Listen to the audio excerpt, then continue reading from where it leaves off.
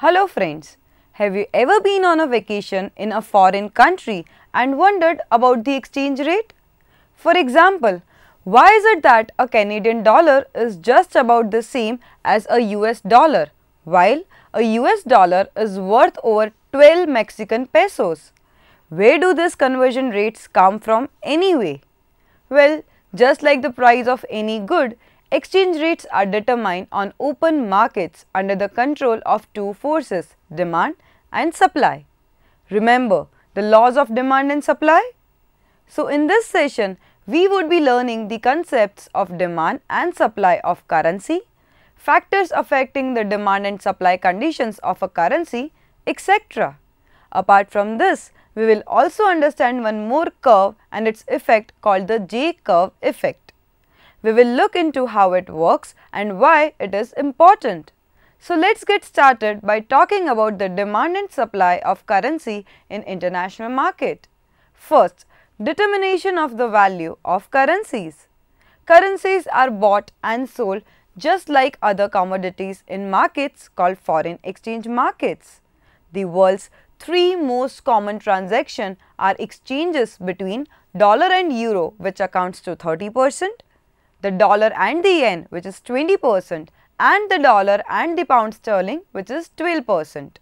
How currency values are established depends upon whether they are determined solely in free markets called freely floating or determined by agreements between governments called fixed or pegged.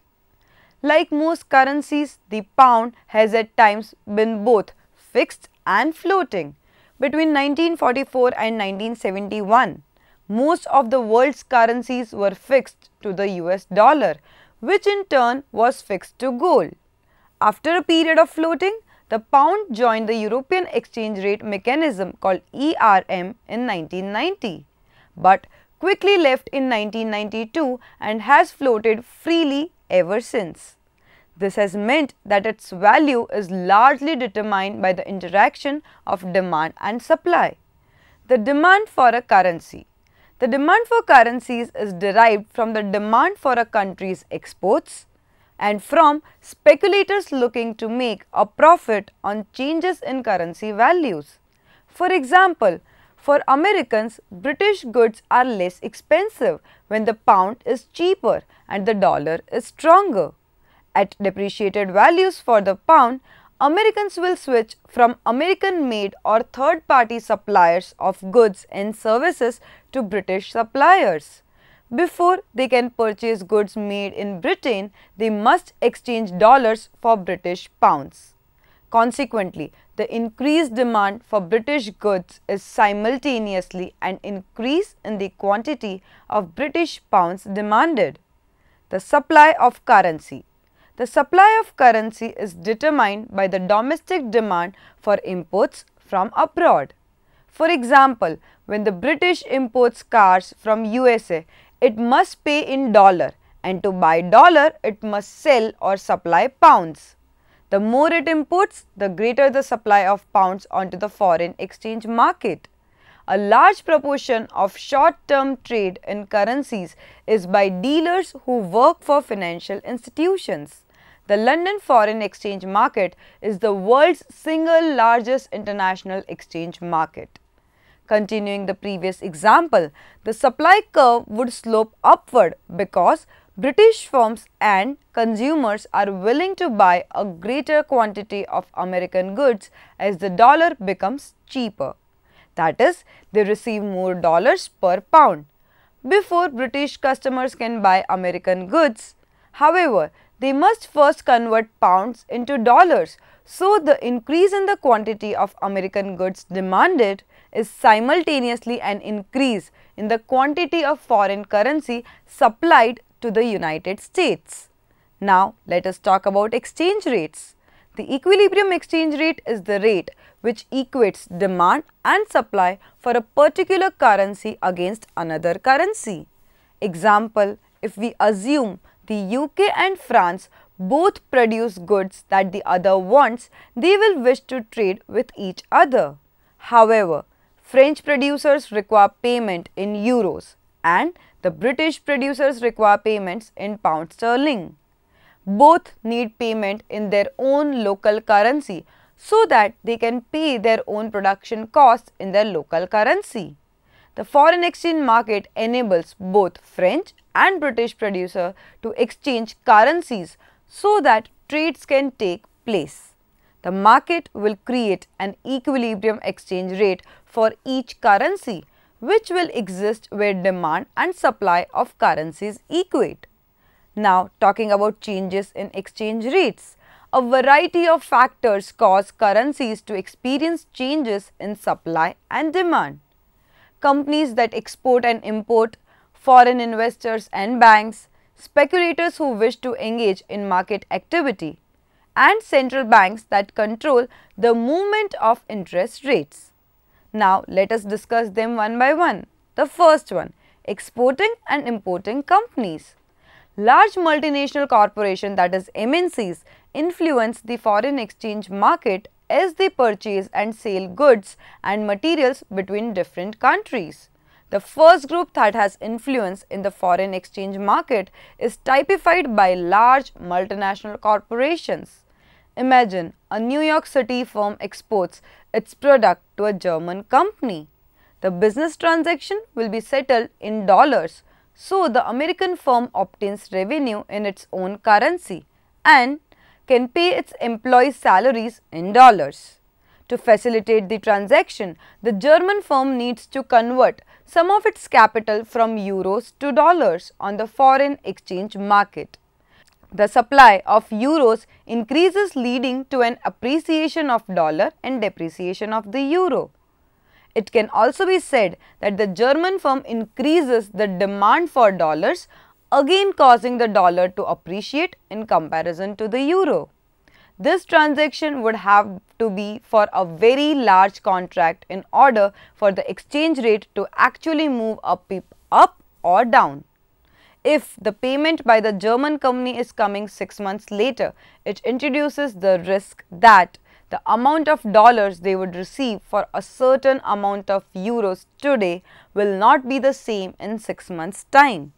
A company may want to limit or hedge this exchange rate risk by immediately converting their euro into dollars or by purchasing forward contracts in the foreign exchange market. A forward contract is a contract to convert euros into dollars at a future date at a set price. Importing companies affect the demand of a currency as well. For example, an American retailer features Japanese furnishings and pays its suppliers in Japanese yen. If consumers like these products, then they will indirectly contribute to an increase in demand for the yen, as the American retailer will have to buy more merchandise from Japan.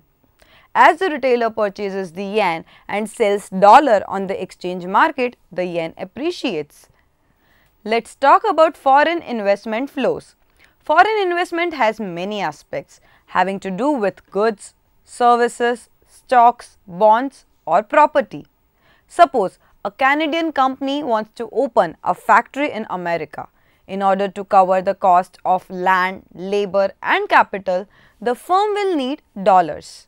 Suppose the company holds most of its reserve in Canadian dollars. It must sell some of its Canadian dollars to buy US dollars. The supply of Canadian dollars on the foreign exchange market will increase and the supply of US dollars will decrease, which causes the US dollar to appreciate against the Canadian dollar. On the flip side, foreign investors are also increasing or decreasing the demand for the currency of the country in which they are interested in investing. Now, talking about banks. For a long time, the foreign exchange market has been associated with the term interbank market. This term was employed to capture the nature of the foreign exchange market when it predominantly dealt with banks. Banks included central banks, investment banks and commercial banks. Examples of central banks include the Federal Reserve Bank of the United States or the European Central Bank. Investment banks include those of Goldman Sachs, JP Morgan and Bank of America. Today, banks are not the only participant within the foreign exchange market. With the onset of technology and the growing ease of accessibility to market activity, there has been an increase in many non-bank participants such as individuals. Now, let me talk about speculators, that is investment management firms, hedge funds and retail traders. Many financial institutions use currency exchange as a method to generate income. There are also many individuals who try to do the same thing. The currency markets move in one direction only when many investors act together. An individual investor cannot move the exchange rate of a currency, but many traders, investment funds and banks may collectively move it. If speculating traders think the Japanese yen is going to weaken in the near future due to poor economic data or a change in the interest rate policy, then they sell the yen on the foreign exchange market relative to another stronger currency. The supply of yen will increase and cause the currency to depreciate. If many investors feel that a particular currency will depreciate in the near future, their collective selling of that currency will move its price down. Similarly, if speculators feel that a currency is going to appreciate in the near future, then they will buy that currency today and cause it to experience a higher demand, which causes its price to go up. Investors help materialize their prediction by acting in a herd mentality and in some people's eyes bring about a self-fulfilling prophecy. Now talking about central banks, floating versus fixed exchange rates. There are two types of exchange rate systems, floating or fixed. A floating exchange rate is one in which a currency's value is determined by market forces.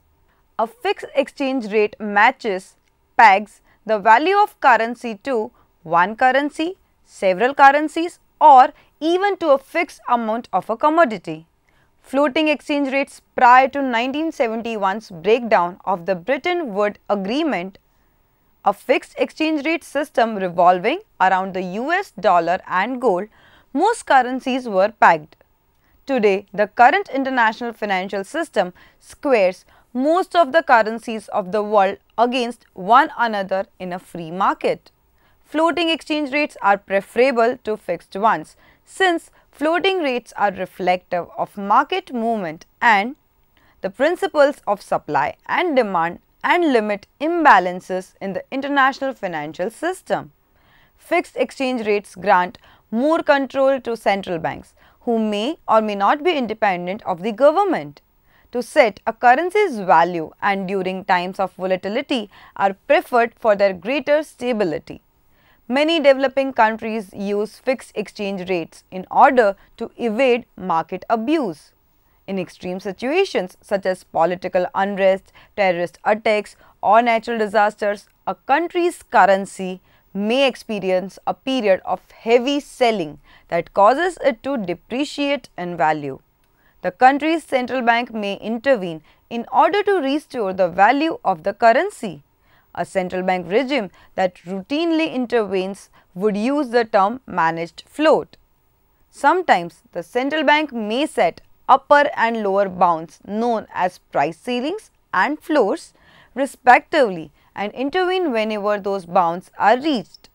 Central banks' interventions and interest rates.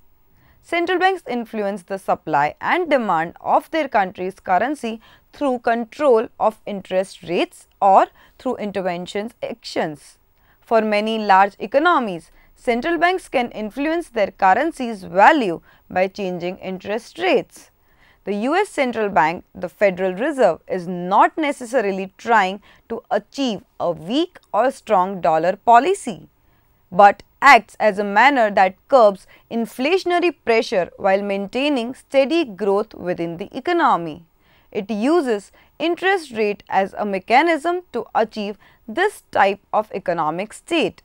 The other method used by banks to influence supply and demand of its currency deals with directly buying or selling currencies through its reserves, as it was explained previously. An example of such operation can be seen by the Reserve Bank of China.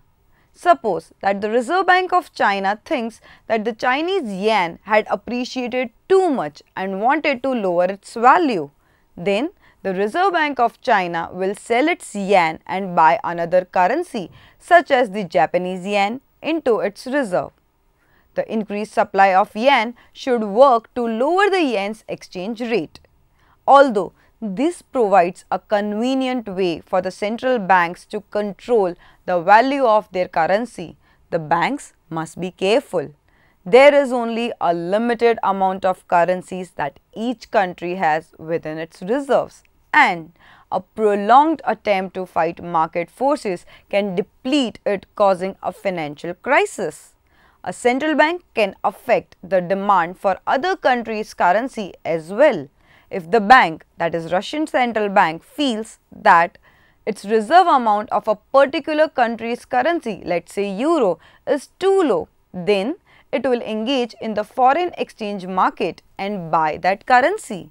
This change in the composition of the Russian central bank's reserve will lead to an increase in demand of the euro since it is being bought and the euro's appreciation.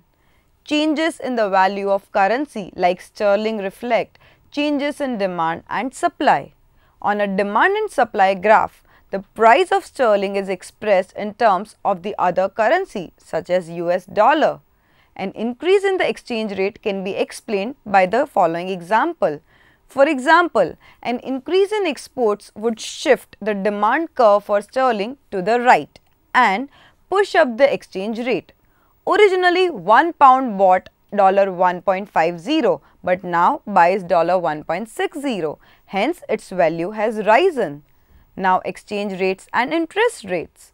Changes in a country's interest rates also affect its currency through its impact on the demand and supply of financial assets in the UK and abroad.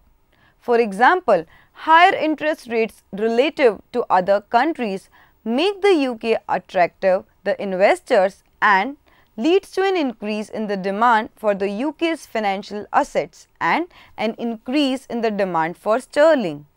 Conversely, lower interest rate in one country relative to another country leads to an increase in supply, as speculators sell a currency in order to buy currencies associated with rising interest rates. These speculative flows are called hot money and have an important short-term effect on exchange rates. Now, let us talk about what is the J-curve effect. The J-curve effect is a type of diagram where the curve falls at the outset and eventually rises to a point higher than the starting point, suggesting the letter J. While a J-curve can apply to data in a variety of fields such as medicine and political science, the J-curve effect is most notable in both economists and private equity funds. After a certain policy or investment is made, an initial loss is followed by a significant gain. Now, let me talk about how it works, giving an example. The J-curve effect is a phenomenon in which a period of negative or unfavorable returns is followed by a gradual recovery that stabilizes at a higher level than before the decline. The progression of this phenomena appears as a J shape on a time series graph. The J-curve effect is often seen in a country's balance of trade and equity fund returns. J-curves in economics. An example of the J-curve effect is seen in economics when a country's trade balance initially worsens following a devaluation or depreciation of its currency. The higher exchange rate first corresponds to more costly imports and less valuable exports, leading to a bigger initial deficit or a smaller surplus. Due to the competitive, relatively low price exports, the affected country's exports of the goods in question start to increase, as outside demand for the lower price option increases. Local consumers also purchase less of the more expensive imports and focus on local goods, as the exchange rate makes certain locally produced items more affordable than the imported counterpart. The trade balance eventually improves to better levels compared to before devaluation. In cases where a country's currency appreciates, a reverse J-curve may occur. This is based on the country's associated exports becoming more expensive for importing countries than experienced previously. If other countries are able to offer the good at a more affordable rate, the country with a higher currency value may see demand drop in the export arena. Additionally, local consumers may favor imported versions of goods if they are available at lower costs. Why does this J-curve matters? Let's discuss that. Economic analysts and policymakers may factor the J-curve effect into their analysis and decisions as a way to gauge both short and long-term effects of a variable change, for example, a decline in exchange rates or new policy. Okay friends, so let us summarize today's session. Currencies are bought and sold just like other commodities in markets called foreign exchange markets. How currency values are established depends upon whether they are determined solely in free markets called freely floating or determined by agreements between governments called fixed or pegged. So, in this session, we learned the concepts of demand and supply condition of currency, factors affecting the shift or change of currency, which included companies that export and import, foreign investors and banks, speculators who wish to engage in market activity, and central banks that control the movement of interest rates. Apart from this, we also understood one more curve and its effect called the J-curve effect. We saw how it worked, its connection with economics, and well as why it matters. Economic analysts and policy makers may factor the J-curve effect into their analysis and decisions as a way to gauge both short and long-term effects of a variable change or new policy. I hope this session was useful to you in understanding international financial management better. Thank you.